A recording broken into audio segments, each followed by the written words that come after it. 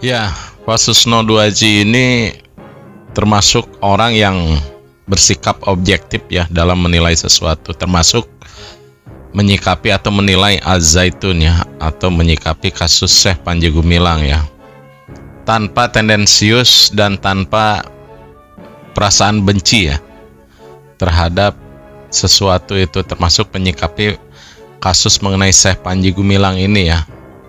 Jadi kenapa saya tertarik untuk membagikan konten beliaunya ini yang sumbernya dari Susno Duaji Channel, karena menurut saya beliau ini termasuk layak untuk menjadi sumber informasi mengenai kasus Syekh Panji Gumilang ini ya. Biar tidak gagal paham, mari kita saksikan dulu videonya dan mari kita simak secara baik-baik ya. Baik Pak Susno, sehat ya Pak? Alhamdulillah, semoga sehat semuanya. Kita ngobrol yang ringan tapi agak berat.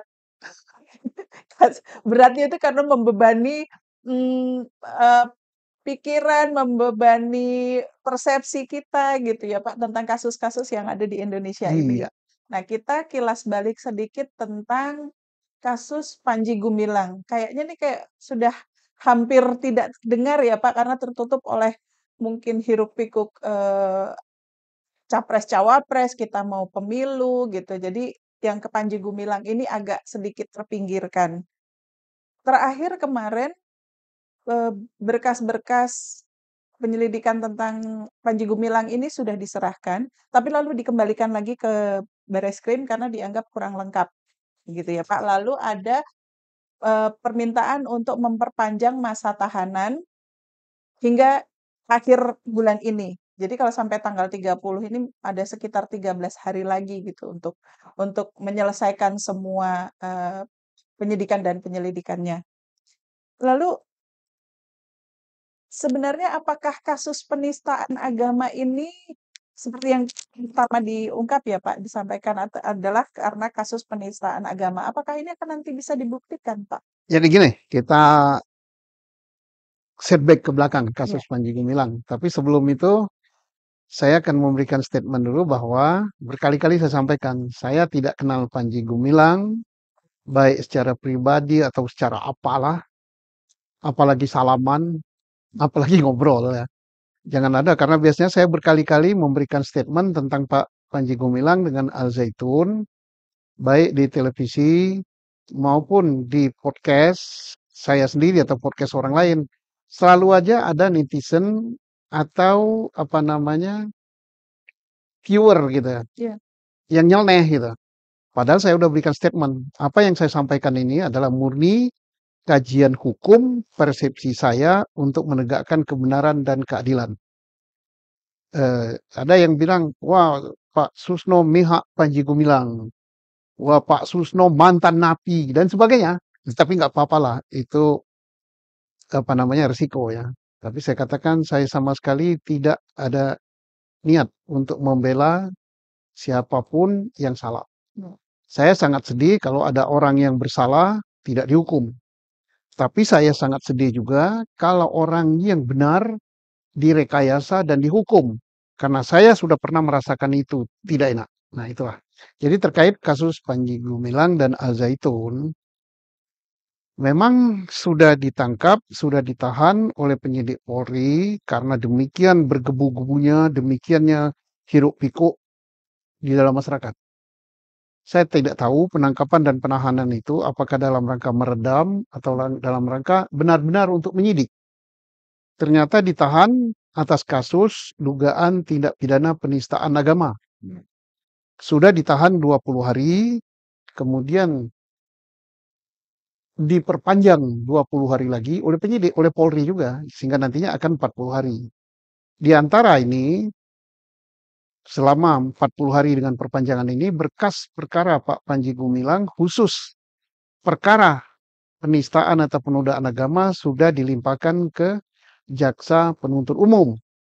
Berkasnya aja ya, tapi dikembalikan. Kenapa dikembalikan? Yaitu memang hukum kita begitu, menurut hukum acara pidana kita, kalau belum lengkap, maka penuntut kembalikan lagi kepada penyidik untuk dilengkapi.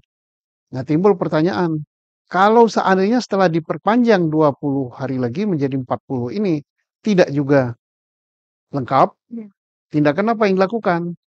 Penyidik Polri bisa meminta perpanjangan kepada penuntut umum 30 hari lagi. Kalau itu memenuhi syarat hukum untuk diperpanjang oleh penuntut umum dan penuntut umum mau memperpanjangnya. Tapi kalau tidak memenuhi syarat hukum dan penuntut umum juga tidak mau memperpanjang, maka habislah masa penahanannya. Tapi kita tidak tahu apakah nanti akan setelah habis penahanan perkara penodaan atau penistaan agama oleh Direktorat 1 tidak bisa diperpanjang, belum bisa diselesaikan, nanti akan ditahan untuk kasus lain, yaitu kasus tindak pidana pencucian uang atau kasus dana BOS gitu kan. Saya tidak tahu. Bisa saja diperpanjang kasus lain karena direktorat yang menanganinya terpisah. Ya mari kita wait and see gitu, kita lihat. Ya. Ya, tapi lalu kan Polri itu sudah mempublish bahwa mereka telah memeriksa banyak saksi ya Pak terkait penodaan agama, baik dari saksi ahli MUI, Mm-mm. dari pakar agama, dari pakar bahasa, bahkan juga dari kalangan akademisi. Lalu apakah ini nanti bisa menjadi alat alat bukti tentang penistaan agama itu, Pak? Eh, ini ya yang saya ragu ya. Ya, Jadi kalau misalnya tentang penistaan atau penodaan agama terkait dengan perbedaan persepsi atau perbedaan paham kan akan sulit gitu kalau dimintakan pendapat gitu misalnya pendapat Majelis Ulama Indonesia atau pendapat akademisi, pakar agama atau pendapat ahli apalah, ahli bahasa. bahasa. Ini sulit kalau itu yang dikatakan penistaan agama itu perbedaan persepsi atau perbedaan penafsiran. Akan sulit. Mengapa? Sejak kapan salah satu lembaga diberi kewenangan untuk menjustis, memutus bahwa yang benar itu adalah ini. Termasuk juga pakar agama.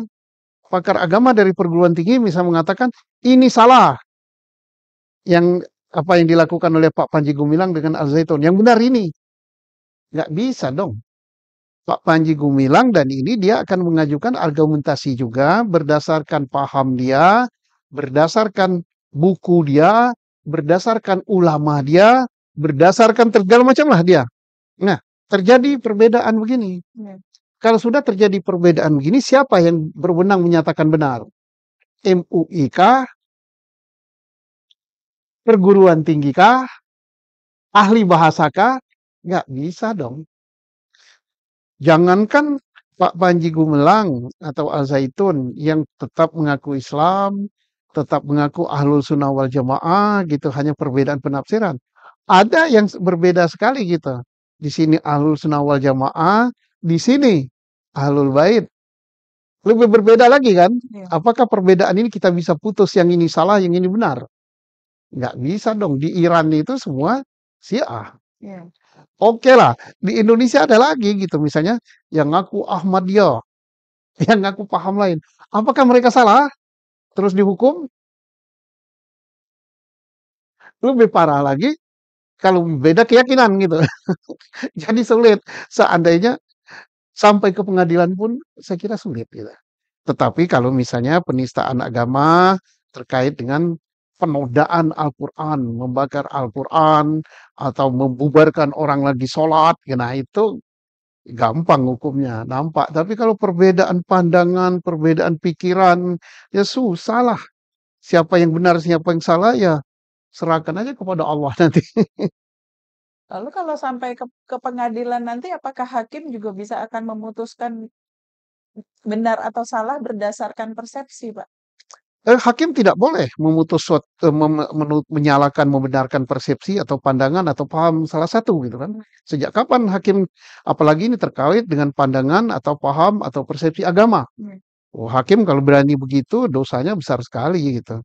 Tapi hakim memutus bisa saja karena memutus itu tidak harus dihukum. Misalnya berkas dari Polri diterima oleh penuntut, ya penuntut bisa saja dia menghentikan penuntutan. Tapi kalau misalnya penuntut tetap nekat untuk melimpahkan berkas itu ke pengadilan, pengadilan tidak bisa menolak. Dia terima, dia sidangkan untuk diberi keadilan. Jadi disidangkan itu bukan untuk dihukum ya, bukan untuk dihukum. Jadi kesuksesan dari hakim itu bukan menghukum orang, yaitu memberikan rasa adil. Walaupun keadilan dunia tidak mungkin tercapai.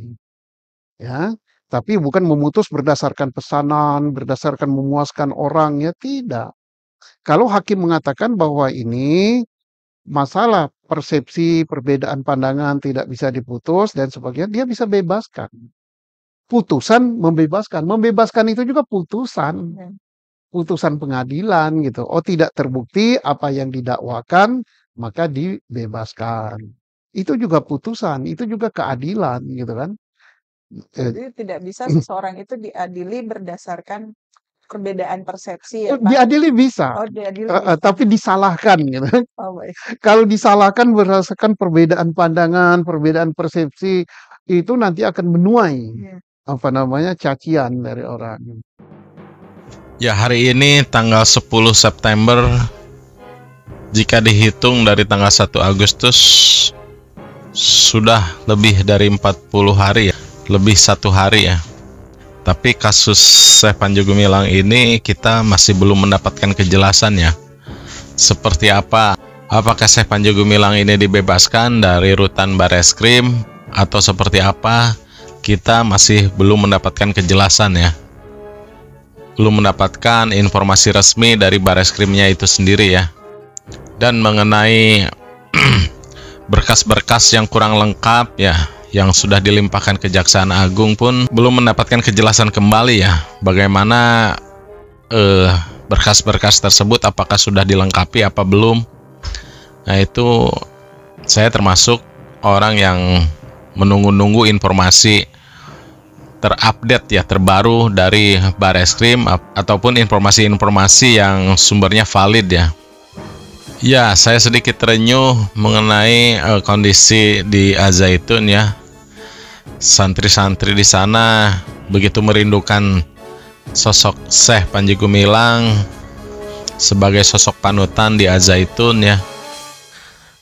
Saya pun sudah mendengarkan lagu yang baru diupload kemarin ya, yang diciptakan oleh santri Al-Zaitun sendiri.